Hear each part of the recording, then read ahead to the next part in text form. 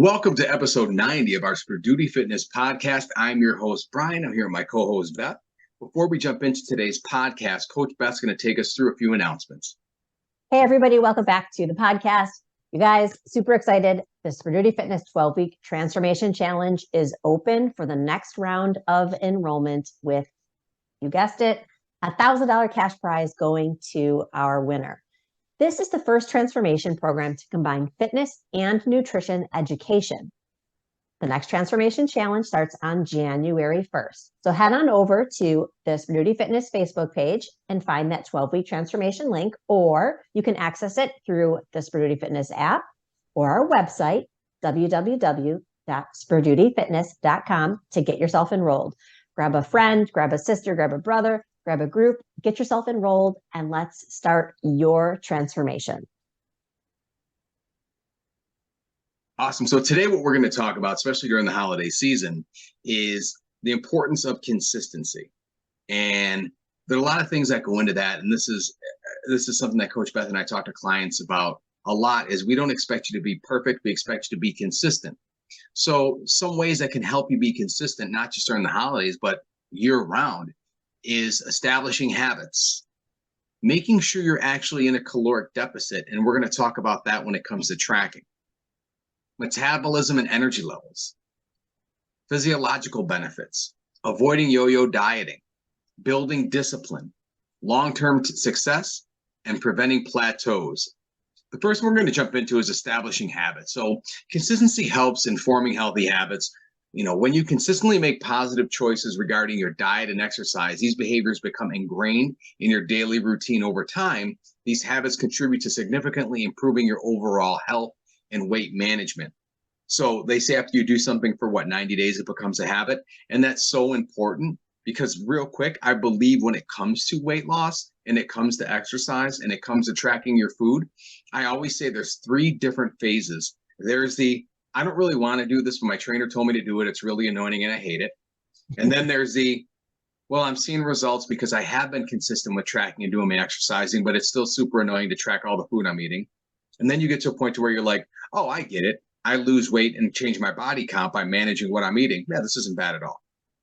That was the nail on the head, like right there, like end podcast. Like seriously, that hits everything right there. And I feel like so many people, when they start this this weight loss journey, and you want to talk about consistency and what consistency means and the benefits of consistency, is no, let's just make it easy for a little while. Let it be a little bit boring to be able to get to that level of consistency. If you are continuously trying to change everything about your life in one day, you are going to be so frustrated and struggle so much. So it's so important to, when you're looking at consistency and you're making those changes in your life, to start small and really work on those little habits at a time, because that consistent change and those consistently hitting those new habits, those new routines are going to make a difference in the long run. And something else that you touched on, Brian, was, are you really truly in that calorie deficit? Your weight loss typically requires creating a caloric deficit where you burn more calories than you consume. So consistency in maintaining your healthy diet, your regular exercise, is essential for sustaining your calorie deficit over an extended period of time. These irregular habits can disrupt the balance and even slow down your progress. So this leads into the importance of tracking. It is not a tool to use for restriction. It is to be accountable for you to be able to consistently hit specific targets to reach a certain goal. And that's the importance of it too, is for Coach Beth and I, you know, we're looking over your information. We're trying to make the adjustments that are needed. When tracking is so inconsistent, it doesn't give us quality information. And then what I see happens at times with clients is they go, well, my caloric intake is, I need to reduce my caloric intake because I think we should reduce my caloric intake. Well, why? Well, I'm not losing weight. Yeah, but you haven't been consistently tracking your food. Well, I only ate 1,600 calories yesterday and my goal is 18. And Coach Beth and I will go, but you average 2,400 for the week. Right. Right. And Yeah, that's what we're saying. We give you leeway when it comes to tracking, but the greatest component to fat loss is caloric deficit. And the more inaccurate information we get, not saying you have to be perfect, but the more inaccurate information you track, the least likely we are to make an adjustment that can actually help you lose body fat. absolutely. And, I think it's also said that I think it's when people are guesstimating what their caloric intake is, they are generally way off. They're consuming way more than they actually know. And until you start to use that data and use a food scale and really see where that caloric intake is and what it truly means, it's very different. Brian and I, we hear this all the time from clients. Well, I eat healthy all the time. Well, I'm sorry for you that you eat healthy all the time and you can't lose weight. So let's take a deeper dive from there. You can eat the healthiest food possible, but if you're not where you need to be calorically, not much is going to change. Yeah, and that's it. And I know we harp on this a lot because it really is the most important factor when it comes to weight loss is caloric intake. And again, guesstimating, the study you were referencing actually had something like the percentage that people were off. They were off when they were guesstimating their tracking.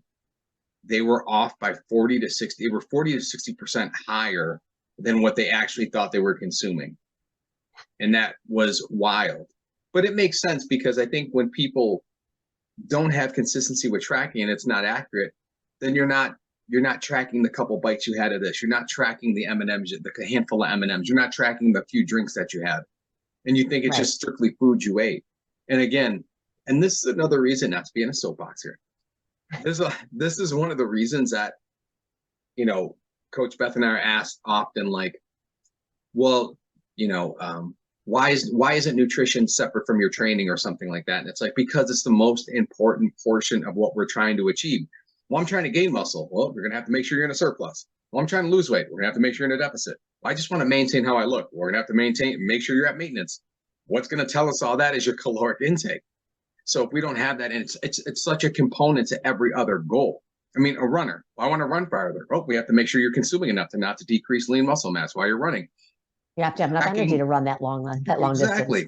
Tracking your food spills into every goal you're trying to accomplish. And that's why we are like adamant about people doing it. Now we say, I give people leeway. I understand things happen, but we can't complain about change if you're not willing to track accurately. And I love what you said right there too, was we don't expect perfection all the time. If you are consistent most of the time and you have the random days where you're off, it doesn't mean you fell off. It doesn't mean you are failing. It means you had a day. It makes it a non-compliant week. We get back to those targets and we move on and focus for the next week. Are there going to be times where clients are going to have 2-3 non-compliant weeks in a row? Yeah, that can happen. I have non-compliant weeks. Brian has non-compliant weeks where we set, we know we have these goals and it's like, okay, well, I want to try to lose a little bit of weight or I want to put a little bit of weight on. How do you do that? You manipulate your intake. You need to know that data. And it's so important for people to understand that, I've been exercising consistently for so long and I eat healthy all the time. And I'm like, well, show me your numbers. But I can make adjustments. Like that's where you break and cross the line between those type of plateaus. I always tell people you got to be willing to jump past the buoys, like stop bullshitting around. You got to just track it. You can't stop following that influencer that tells you to eat. Yeah. Oh my gosh. I know. Your non-inflammatory foods because it's going to help you lose weight. Really? Yeah. Can we talk about science? Yeah, I know. Just track it really. You know what it is? That sometimes it's like I always said, we joke like we don't really. There's no marketing behind it. Like I wish we had more of a marketing gimmick to sell you guys. Like it's as easy as just tracking your food, and then and then you can start talking about other things. But a lot of people don't need to talk about the other things. Yeah, for sure. And we'll also talk about metabolism and energy levels. So like consistent physical activity helps maintain a healthy metabolism. Regular exercise can improve your energy levels, making it easier to stay active throughout the day. This in turn contributes to burning more calories and maintaining a healthy weight. So the big thing when it comes to exercise, I always tell clients, schedule your exercise. I have to do this too, because we all have busy days. Our day gets away from us. Schedule when you have to exercise, treat it as an appointment, put it into your schedule, set an alarm when it's time to go do it. Don't just go, I'll do it later, I'll do it later. Know who you are as a person when it comes to exercise. If you're a morning person, great, get up in the morning. But if you're not a morning person, you don't have to work out in the morning. You know what I mean? Set yourself up for success and plan your workouts in advance, and eventually they'll just become habit as you go along.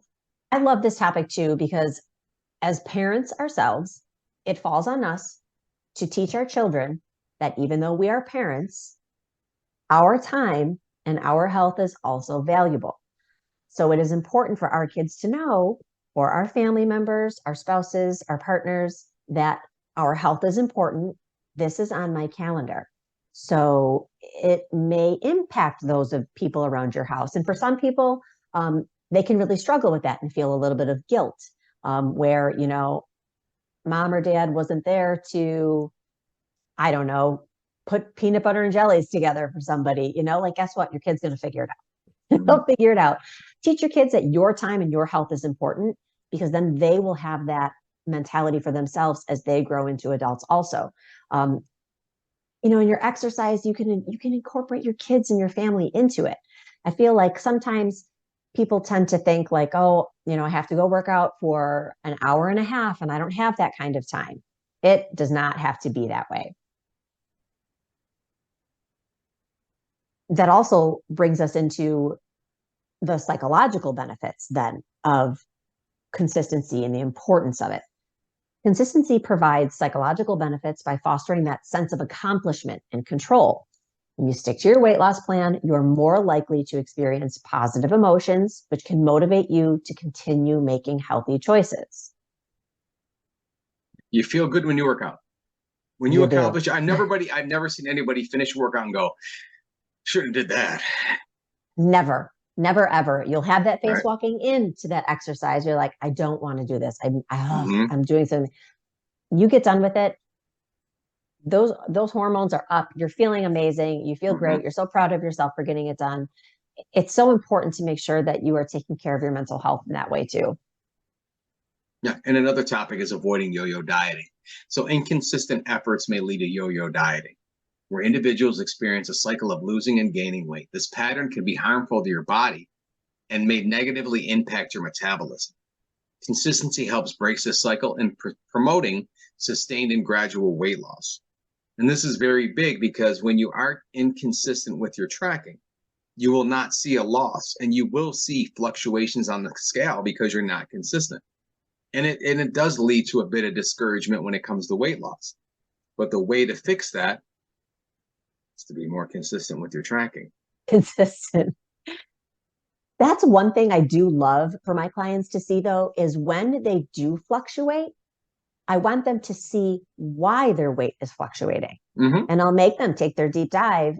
That's what I love about our software that we have for our clients, our app, and the access that they have, to be able to see, like, okay, well, look how my caloric intake was. It was kind of all over the place. What does that mean? Okay, well, my weight was kind of all over the place. If you're only eating 1,750 calories a day, that's what you're eating. That's your goal. That's your target. You're eating that. And then all of a sudden you eat, 2,200. You're going to see that number change on the scale. It doesn't mean that you gained fat overnight. You just put more volume of something in your body. So it's going to reflect. And, so a lot of times clients, the first thing they think of is, oh my God, I messed up. I'm off track. I've fallen off the wagon. You ate too many calories. So now we have choices. You can cut calories for the next couple of days to get your average back on track, or you just get back to your maintenance calories, stay consistent, and move on. It's not a loss. It's life. It's how do you let yourself repair that connection between, oh, I overate on calories one day, I'm a failure. Nope, you got to break that. That brings us into the topic of building discipline. Your weight loss often requires discipline, particularly in making choices that align with your health goals. Consistent adherence to a healthy lifestyle builds discipline, making it easier to resist temptations and make long-term sustainable choices. This is something I feel I really took on when it came to discipline. I am an emotional eater. I am a binge eater. I should say recovering, because I now have the discipline to look at my food choices and say, does this fit my goal right now? And I can always be honest with myself and say, people be like, oh, you're always so good. Just have it. Just have it. Mm-hmm. Well, not necessarily, because I know if I have one little taste of it, it's gone. I'm going to devour all of it. Those are my habits. So I know that if I can just say, you know what, I know there's that big tray of cookies over there. If I have one, I'm going to have 12. So I can find something else that will help satisfy that sweet tooth in order to replace that, because that does not serve my goals right now. Mm-hmm. But now that I'm kind of teetering on, am I in a surplus? Am I in a deficit? I don't know what I want to do right now. I don't know where I want to be. But it's, I know that my choices reflect on one of those. Yeah. And I think it's important for clients to see that when they start to see, oh my God, I'm going to a restaurant. What should I eat? That's one of my favorites when they do that. And I love to say, what do you want to eat? And go from there. Build around that. It's not what should you eat. What do you want to have when you go to that restaurant? Let's talk about what are some of the ingredients? How is that going to support your goals? How can you prepare yourself for that in order to stay true to the goals that you have? And I think it's hard for people to sometimes even say that doesn't support my goals right now. Mm-hmm. And that was something that I became very accustomed to saying, because sometimes people don't understand it when you are choosing a healthier lifestyle and they constantly have that pressure and people, even in those social situations, and they may say, oh, just have it, just try it. What's going to happen? It was very easy for me to just shut that comment down with, that doesn't support my goals right now. Thank you. Mm-hmm. And people would, oh, okay. And then I I felt more in control, not so much pressured for the choices that I was making to reach my goals. Yeah, and you got to understand, and knowing what you want to achieve is huge, because not a lot of people have weight loss goals. And sometimes you are in situations where you don't get a lot of support or people don't understand them. Like you said, you just shut it down. No, I'm good right now. I'm trying. No, I'm good. You know what I mean? I'm doesn't fit my goals right now. I'm good, but thank you. Yeah. You know what I mean? And you have to be, you have to be okay with that. Like you have to be able to be okay with that, because I'm sure we'll talk about this later. But succumbing to peer pressure is one of the biggest issues that people have when it comes, and lack of support. I've had a lot of clients who just had a lack of support. It's, you know what I mean? It's hard to, we'll get into that later, because I know we got a whole other thing on that. So long-term success, to build off of what Coach Beth was talking about. Sustainable weight loss is a gradual process that requires time and effort. Consistency is a crucial factor in achieving long-term success. Quick fixes or extreme measures are often not maintainable, and people are more likely to regain weight if they don't adapt consistent, healthy habits. And this is what Coach Beth and I talk about with, be careful where you're getting your information. Every influencer is out to say something. Everybody's great. Marketing, I was just watching something today, and they were talking about promotional and marketing right now. There's some of the best being done on bad information. Yes. And people want you to buy into something. They want you to think there is a special great approach to weight loss. Weight loss is nothing but controlled starvation. Stop. You reduce your calories. You consistently eat at that. Once you adapt, you reduce calories by a safe margin. Once you adapt, you reduce calories, and then you may have to go into a recovery or a reverse dieting phase, build your metabolic capacity, see how you feel. But right now, some information is being put out there that's just so bad, and there's such quick fixes. Like we're talking about, drink watermelon juice for 7 days. You lost weight. Well, yeah, no shit. You ate 150 calories. Yeah. You lost weight. Yeah. Along with nutrition. Yeah. It's like, so like, it's so, sometimes I always tell people, if it sounds too good to be true, then it probably is. Yeah.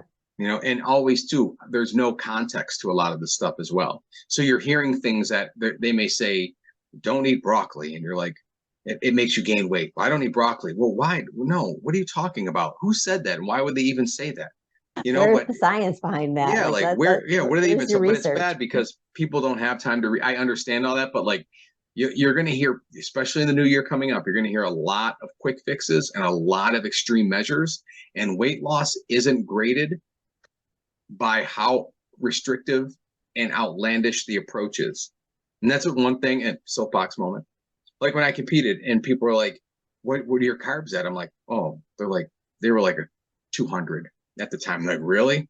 They're like, well, I'm only eating 60. I'm like, well, good for you. I mean, and it's like, nobody, when we're on stage or whatever in life, nobody's going, hey, you lost 20 pounds, but yeah, but they lost 20, but they didn't eat past 6. And it's like, it doesn't have to be that restrictive, but they put that it's almost like they wear the restrictiveness as a badge of honor of getting there, but the likelihood of them maintaining that long term is not very high. No, it's not. Uh, you know, and consistency will also help with preventing some plateaus. Your weight loss progress can sometimes plateau, like Brian said, talking about, do you need a reverse or a recovery diet? Get your body feeling better. These consistent efforts are necessary to overcome these plateaus. By staying committed to your plan, you increase the likelihood of breaking through your weight loss plateaus and achieving your goals. Consistency is essential for successful and sustainable weight loss. By establishing and maintaining your healthy habits, adhering to a balanced diet, and staying committed to regular physical activities, individuals can increase their chances of achieving their weight loss goals and maintaining a healthy lifestyle over the long term. So important to remember that. Consistency is one of the top dogs of your weight loss journey. So don't forget that. Keep working on consistency. my transformation clients, that's one thing we talk about in almost every check-in Zoom that we have, where we're talking about our educational platforms for nutrition and fitness. And we talk about how important consistency is, and you will always continually work on being consistent. But once you start to see how consistency affects you, it's a lot easier to get into it. Mm-hmm. But on the flip side, there are also some mental barriers that prevent people from being consistent with their weight loss. Achieving and maintaining weight loss can be challenging, and mental barriers often play a significant role in hindering consistency. We wanted to talk about some common mental barriers that may prevent people from staying consistent with their weight loss efforts. There's lack of motivation, negative self-talk, emotional eating, unrealistic expectations, social pressures, lack of patience, that all or nothing mindset, fear or failure, lack of self-confidence, or inadequate support system. I'll tell you, the lack of motivation is something that can really crush people's mental capacity when in that weight loss journey.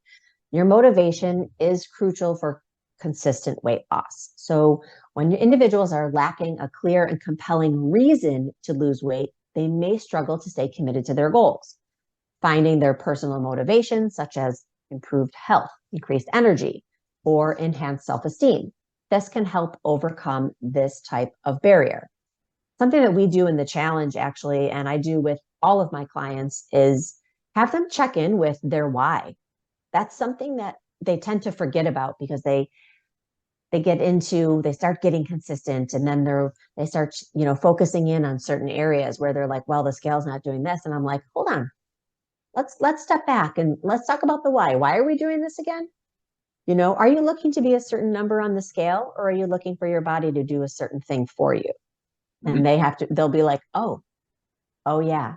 Because one thing I say all the time, especially to my female clients, is that your dream body probably doesn't weigh what you think it should.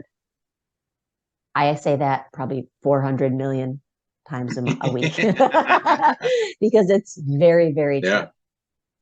The Sperduti fitness vision boards got to come out with the What's Your Why boards coming soon. Yes, the What's Your Why board. I love it. I'm telling you. Because no, it's so true though. We forget, we get so caught up in a look or a number on the scale, and we forget to give ourselves credit in the other areas to where staying staying consistent and doing what we're supposed to do is enhancing other aspects of our life. But because we don't see a scale, we get down on ourselves. And you know what happens then? Negative self-talk. That's what happens. And those are those negative thoughts and self-doubt that can undermine consistency. People may focus on past failures or doubt their ability to make lasting changes. Building a positive mindset and practicing self-compassion are essential for overcoming these mental barriers. I am so big. You will never hear me yell at a client.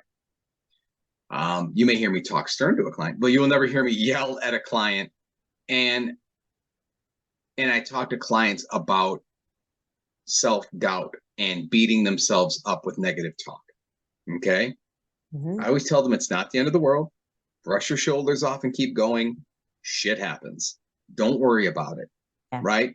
And then I follow that up with, you may see a little bloat over the next few days, but that'll dissipate because it's just water retention from the volume you've eaten, but don't worry about it. That's it. You know what I mean? Is it so true? Because once people don't see the scale move, they get, so now we always talk about that. The scale is one unit of measurement.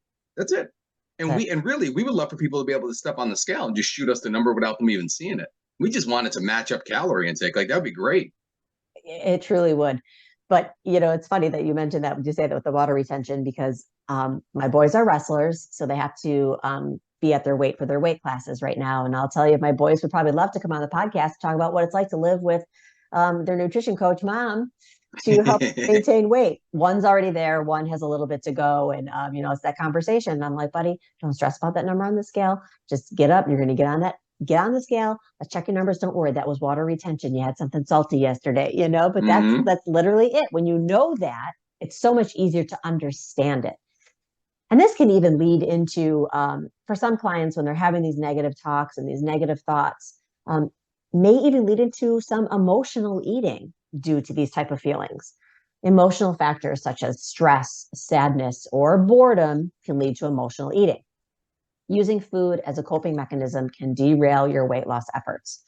Developing alternative coping strategies such as mindfulness or seeking some support can help break this cycle. I know for me, being an emotional eater, and I love, guys all know I love peanut butter. So it's one thing that I have that every single day. It is built into my targets every single day. I don't ever give it up unless I'm like out for an event and I'm not going to be home. Otherwise, that peanut butter is going down. And that helped save me from knowing I didn't have to restrict myself from the things that I loved. And I knew it was like, you know what? I love to end the end of my day with eating something sweet. I do. I love something indulgent before I go to bed. That's been my habit my entire life. All I really needed to do, and you guys, sometimes it's after 9 o'clock. And it's, and it's just that being able to say, like, this is something that I want daily, because it's part of my routine. But I just have to modify the rest of my day to make sure that I can fit it in. And that helped me tremendously with being able to break away from my emotional eating, because I knew I was already going to have it. I didn't have this mindset of, I'm eating dinner at 5 o'clock and I'm not eating again for the rest of the night. I tried it. I did not do it, and I cannot do it. So being able to say, all right, I'm having dinner at this time, and then before I go to bed at night, I already have that little block right there. I know exactly what I'm going to have, and I'm going to enjoy myself. That helped tremendously to battle emotional eating for me. Yeah, and one great skill, though, to your point, is being able to identify emotional eating. Yeah. And we talk about those non-food related de-stressors a lot with clients as well. Find other ways to de-stress, when it comes to emotional eating. Go for a walk, go for a bike ride, sing in the car. If you can identify that 50% of the time, you're in a really good place. Absolutely. And I think another issue that creeps up on clients is unrealistic expectations when it comes to weight loss. The unrealistic expectations, such as expecting rapid weight loss or perfection, can lead to frustration and disappointment. Setting achievable and realistic goals can help build momentum and foster a sense of accomplishment. And this is really big with clients because, like Coach Beth said too, what you think you're going to weigh may not be what you're going to weigh. And that's why we manage success in so many different ways, whether it be scale, how your clothes fitting, how you training, how's your energy level working out, how are you recovering, how are you sleeping, where's your stress level. There's so many things that come into play. And we also set expectations with clients. Listen, you don't get paid every week like a paycheck when it comes to weight loss. Weight loss every Friday. Here's your dollar, here's your pound, here's your pound, here's your pound. That's not how it works. Some weeks going to be higher, some weeks going to be lower.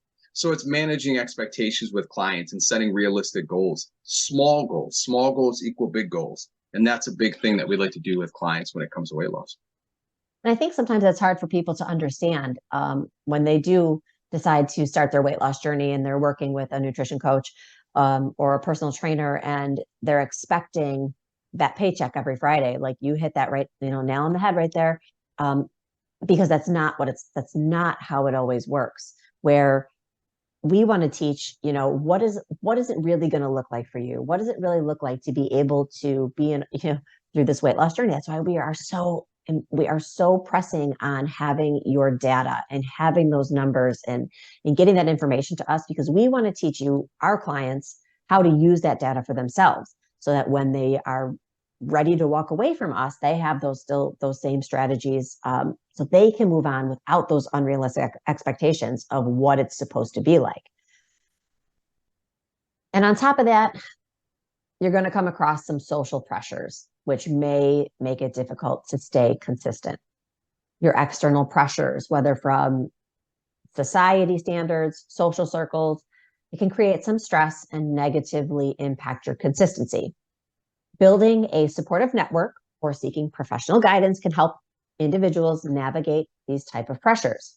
Some people definitely struggle with this in the very beginning part of their weight loss journey because it's something new. Your habit when you get together with a certain group of friends, you used to do certain things. And now you're going to try to put yourself in this situation where you're surrounded by people that you had unhealthier choices with. What do you do? How do you work that out? It's so important to be able to make sure that the people that are around you understand what you are doing. If the people around you don't know that you are trying to make changes in your lifestyle, they won't know how to support you. So it's important to, talk to the group that you're with the most and say, hey, I'm going to need some support from you guys. When you let them know that you need a little bit of help or you have some things going on, or being honest and saying, I'm feeling a lot of pressure to make choices that I'm trying to change. That's hard to do. So yes, trying to surround yourself with people that are like-minded to help stay on your goals is really an important part of your weight loss journey. And as well as that, have that conversation with your spouse or significant other. Let them know how important that these goals that you have are, and ask them for support the best that they can. Because you have to remember as well, your spouse may not be on the same weight loss journey, and you don't expect them to conform and be as dedicated as you are. You're just asking them to support you a bit. Right. And because I've seen that happen too, where, I've seen pushback from spouses when, individuals are trying to achieve a weight loss goal, and it's tough sometimes. So having that conversation before you even get started, and, setting setting expectations with them, what you need from them and what you're trying to achieve, can make a big difference. You don't just want to come home one day and be like, I threw out all the junk food, and they're like, whoa, wait, what? What's going That on may here? have happened in our house during COVID. Where I hid Oreos underneath my dresser for a month and then finally threw them away. Oh my gosh! Do not hide Oreos on me unless we're playing a game of hot and cold. That's the only way I'm gonna find them. But it's just having that conversation, because again, sometimes your spouse may be in a different place, but at least they can understand where you're coming from and what you're trying to achieve. What I love about that too is there are times where the spouse or partner is not on the same page at first. Mm-hmm. But when they start to see their partner's consistency and dedication and changes happening, that's when you will possibly see a partner, spouse, someone start to ask questions. And it's important, it's not easy to admit I want to lose weight. I'm not happy with the way that I'm looking or feeling. It's hard to say that. So being a support system for your spouse, regardless if you are the spouse trying to lose weight or the other spouse, it's so important, and it goes back both ways. So give your partner some grace, both sides, because it can get a little bit stressful. So just remember to keep yourself surrounded by people that are also in that like-minded mindset for your weight loss goals. You know, people, you want to take this one, Bri? I feel like Like each one of these, I feel like each one of these could be their own podcast. no, seriously. Another issue that people tend to run into as a barrier when it comes to lack of consistency is lack of patience. You know, weight loss is a gradual process, and and impatience can lead to frustration and abandonment of a healthy habits. You know, developing patience and understanding that sustainable changes take time is crucial for long-term success. I cannot. What do you mean? Our bodies aren't Amazon Prime? Yeah, and if you think, it's like, if you think you know how long it's going to take you, add about 3 more months. Like, you have to be patient. Things are going to happen, and again, this isn't a quick fix. It's long term. This is the rest of your life. So you will have bumps and hurdles along the road. You have to give yourself grace, and you have to be patient. For sure. And I feel like one of the things I love with our clients is that after they've been working with us for a good 2 to 3 months, you do start to see them finally understanding that little bit of patience. And yeah, do they have their moments where they're like, oh, yeah, yep, because we all do. But when they start to see how easy it can be when you actually give yourself that grace and take your time learning along the way, it gets so much easier, and that stress about it really starts to lighten. And I love when I start to see that transformation in any of my clients. And I'll also talk to them about this big topic right here. It's this all or nothing thinking, this mindset of this all or nothing mentality where they feel like they can't follow their plan perfectly. I'm done. I can't do this. So you have to remember, embracing flexibility and recognizing that small, consistent changes are valuable, and they can help overcome this mental barrier. All or nothing mindset can shut down a weight loss journey in an instant. Um, like we talked about a little bit earlier, I said, if you are a parent or a spouse and you're trying to plan that workout time in, if you can't work out for an hour and a half, well, then I'm just not going to do anything. Well, why? That is probably one of the worst opportunities that you could take right there. Something is always better than nothing. If you can work on something from your day, find your non-negotiable every day. Is your non-negotiable going to be your hitting your protein target, your calorie target? You can hit those macros the way you need to. Is it going to be your steps? Is it going to be your water? Are you going to hit all of them today? Sometimes you will, sometimes you won't. That all or nothing has just got to go. Yeah, and another hurdle you'll find with clients as well is the fear of not meeting fear of failure, the fear of not meeting one's weight loss goal, or the fear of relapsing can be scary. You know, it's important to view setbacks as a learning experience. Let me say it again: view setbacks as a learning experience, because what Coach Beth and I often will do is go, when someone says, "I messed up," well, what happened? Talk to us about the situation. Like, we could probably just find the issue. For clients like, well, I totally blew it last night and overate. Oh, well, we're not going to yell at you. Like, but what happened? Well, I just overate because I was really hungry. Oh, did you have something to eat earlier in the day? What type of foods were you eating? Was it like a stressful event? Oh, it's just a stressful event. Does that happen often? No. Okay, cool. If it doesn't happen often, it's just a bump in the road. No big deal.